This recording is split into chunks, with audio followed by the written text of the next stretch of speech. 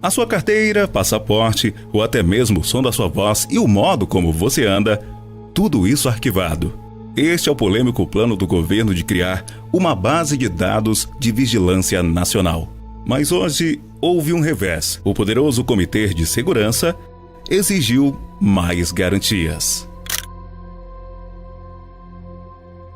Renovar documento não é fácil aqui no Brasil, a burocracia é muito grande, a gente sabe, mas já pensou se todos os nossos dados já estivessem num banco de dados oficial e desse para resolver tudo pela internet? Um decreto do presidente Bolsonaro institui o cadastro base do cidadão para regulamentar o compartilhamento de dados entre diferentes órgãos.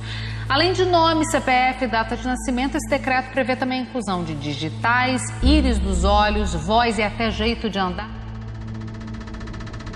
Câmera literalmente em todo o espaço público, unidas a uma poderosa tecnologia de reconhecimento facial, monitorando cada um dos cidadãos. Entre o Reich, que preside o Comitê de Segurança no Parlamento da Austrália, e ferrento crítico do sistema totalitário de vigilância chinês, fez com que os planos de governo de criar uma base de dados universal de seus cidadãos retornasse à estaca zero. Uma inovação tecnológica como nunca antes vista foi anunciada ontem nos Estados Unidos. É o chamado computador quântico, uma super máquina que pode transformar a relação do homem com a tecnologia. Jair Bolsonaro aprovou, no apagar das luzes, 2 decretos que criam um estado de vigilância jamais concebido sobre cidadãos brasileiros. Conta pra gente, esse decreto já tá valendo? Já está valendo, vale a partir do momento da publicação, já entrou em vigor.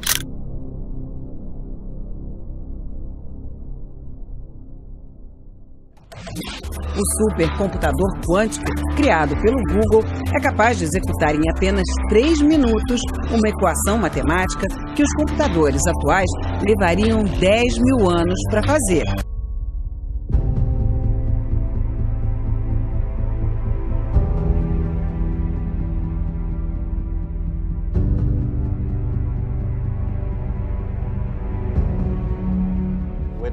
Os investigadores da Google provaram que o computador quântico consegue resolver em segundos uma operação que levaria milhares de anos ao supercomputador mais rápido do mundo. É o que se chama de supremacia quântica. É um passo histórico. Há várias décadas que a aventura quântica desafia o mundo científico e tudo indica que as respostas já estão aí.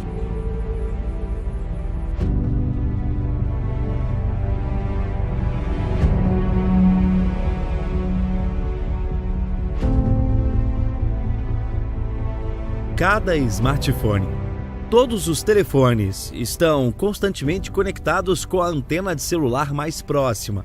Todo telefone, mesmo quando desligado, você acha que não está fazendo nada. Você não consegue ver porque as emissões de radiofrequência são invisíveis.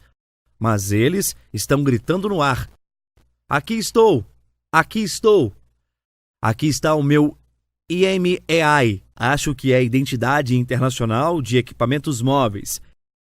E o IMSI, ou Identidade Internacional do Assistente Móvel. Eu posso estar errado na definição, mas as siglas são IMEI, IMSI. Você pode pesquisar essas coisas. Eles são os 2 identificadores globais únicos que existem apenas em um lugar no mundo. Em um lugar. É o que faz o seu telefone diferente.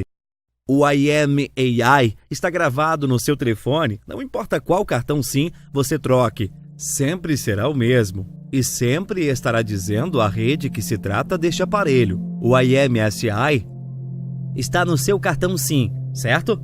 É o que leva seu número de telefone. É basicamente uma chave com direito de usar esse número de telefone. Então, seu telefone está ali parado sem fazer nada. É o que você acha. Mas está constantemente gritando e dizendo: estou aqui. Quem está mais perto de mim é uma torre de celular.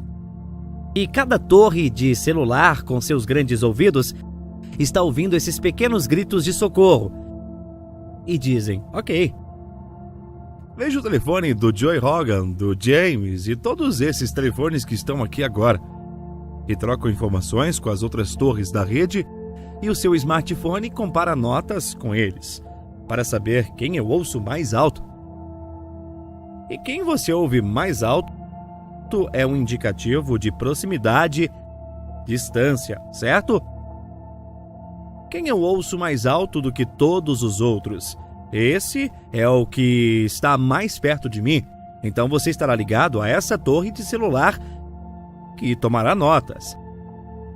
Um registro permanente dizendo que este telefone, este aparelho celular, com este número de telefone, nesta hora, estava conectado a mim, certo? E baseado no teu aparelho e no teu número, eles têm a sua identidade, certo? Complicadíssimo, importante da gente debater, porque isso interessa a todo mundo, especialmente quando a gente está falando de digital, íris do olho e até jeito de andar. Exatamente. O que é importante a gente lembrar é que, às vezes, como a gente está falando de privacidade, proteção de dados, as pessoas podem achar um tema muito complicado, não me interessa, assim, interessa a todo mundo.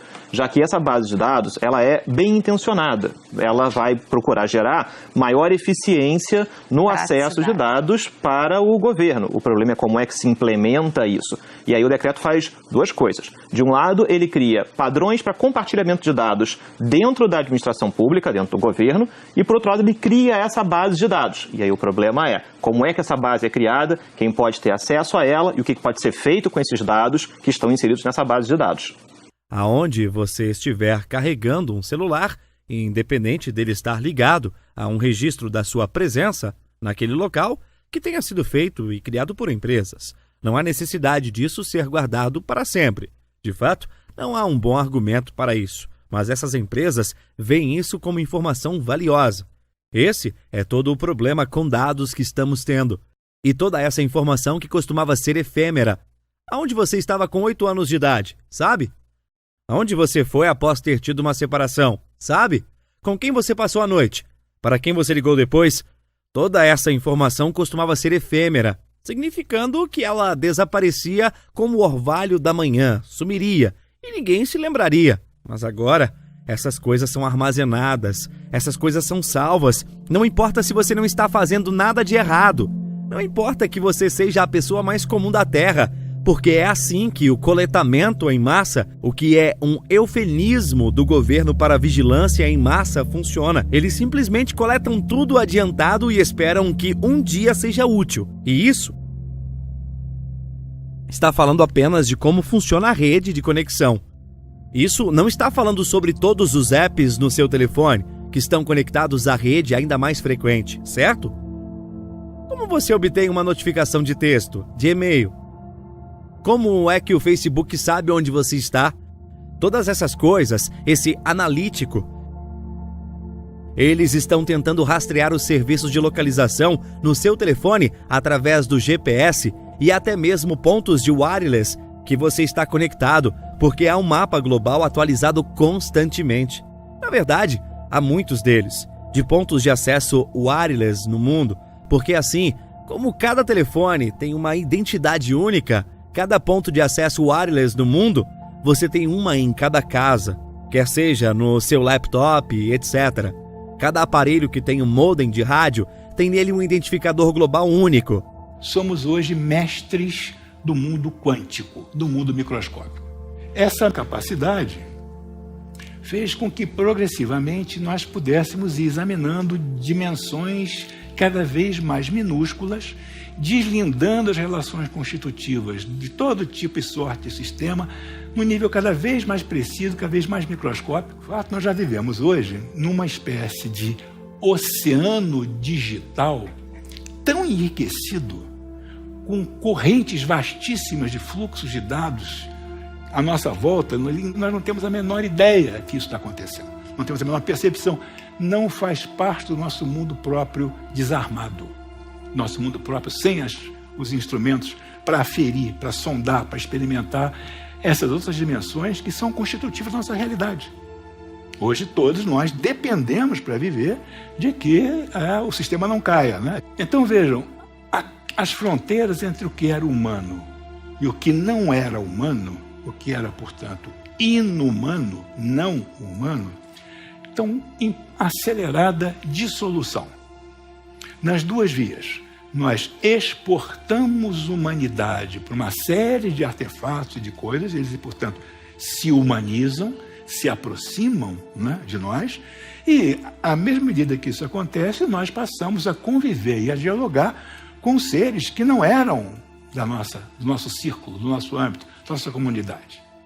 A sua ameaça básica são esses programas de coletar dados em massa. A sua ameaça básica é o fato de que o seu telefone está constantemente chiando para as torres de telefonia, porque deixamos nossos telefones num estado em que está sempre ligado, sempre conectados, certo?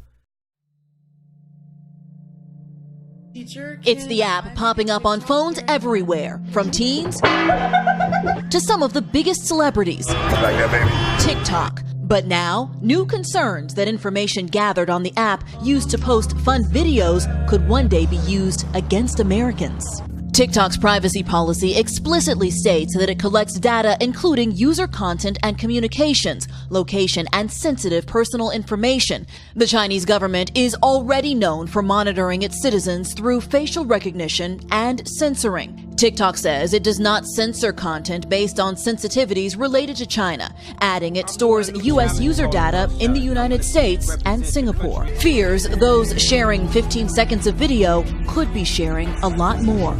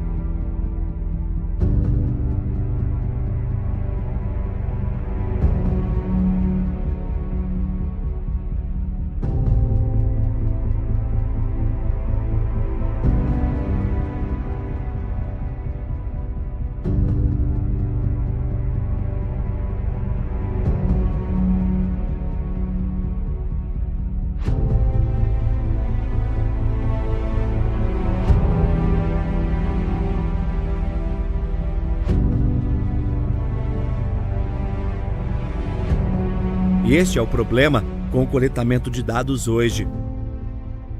É que há uma indústria construída para manter isso invisível. E o que precisamos fazer é tornar as atividades dos nossos aparelhos, quer seja o computador ou o celular, ou que seja mais visível, e o fato de que lemos história atrás de história, ano após ano, dizendo que todos os seus dados vazaram aqui. Essa empresa está te espiando ali. Essa empresa está manipulando as compras ou os seus resultados de busca. Estão escondendo essas coisas da sua timeline ou que estão te influenciando e te manipulando de todas essas maneiras. Isso acontece como resultado de um único problema, que é desigualdade de informação disponível. Eles podem ver tudo sobre você, tudo o que seus aparelhos estão fazendo e podem fazer o que quiserem com o seu aparelho. Você, por outro lado, é o dono do aparelho. Ou melhor, você paga pelo aparelho. Mas cada vez mais essas corporações são os donos. Esses governos são os donos e cada vez mais vivemos num mundo onde nós fazemos todo o trabalho. Nós pagamos todos os impostos e todos os custos. Isso é escondido de nós intencionalmente, certo? O governo fez a classificação. As empresas, intencionalmente, não falam sobre isso. Elas negam que essas coisas acontecem e dizem que você concordou com isso. Mas você não concordou com nada. Me desculpa, ok? Eles dizem que colocaram esse termo na página de serviço e você clicou. Você clicou no botão que diz, eu concordo. Por que está tentando abrir uma conta? Para falar com seus amigos, para ter instrução de direção, para ter uma conta de e-mail. Você não está tentando concordar com um formulário de 600 páginas, que mesmo que você lesse, não entenderia.